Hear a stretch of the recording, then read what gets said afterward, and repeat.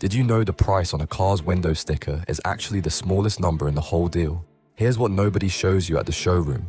A car that costs 12 lakh rupees on day one loses roughly 40% of its value in the first year alone. That's not a rumor. That's just how depreciation works. Then add 5 years of insurance premiums. Add maintenance, tires, and servicing.